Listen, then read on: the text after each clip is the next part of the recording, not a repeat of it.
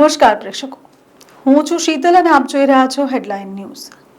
વડોદરા શહેરમાં કરોડોના ખર્ચે લાંબા મોટા બ્રિજો બનાવવામાં આવ્યા છે। એક બે નહીં પણ ઘણા બધા બ્રિજ છે, તે છતાંય ટ્રાફિકની સમસ્યા જ્યોની ત્યાં છે। તેની સાથે સાથે અકસ્માત પણ દિવસમાં 4-5 તો થઈ જ જતા હોય છે।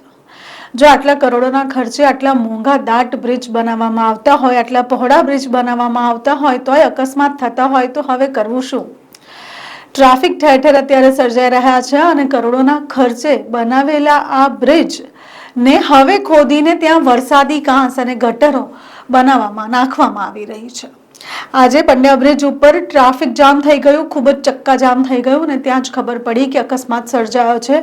એક ટ્રક અને કાર ચાલક બંને વચ્ચે અકસ્માત સર્જાયો હતો અને ટ્રકના સાઈડના ભાગમાં ગાડી આવી જતા ગાડી ત્યાં રોડ પર પલટી ખાઈ ગઈ હતી અને તેની સાથે જ થોડીક જ મિનિટોમાં એક અકસ્માત ફરી સર્જાયો બ્રિજની નીચે।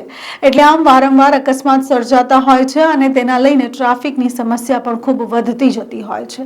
હાલ પણ અત્યારે જ જોવા જઈએ તો અકોટા બ્રિજથી લઈને મુજ મહુડા સુધીનો જે રોડ છે ખૂબ ચક્કાજામ થઈ ગયો છે અને તે બ્રિજ ઉપર ટ્રાફિક જામ છેલ્લા કલાકોથી સર્જાયો છે।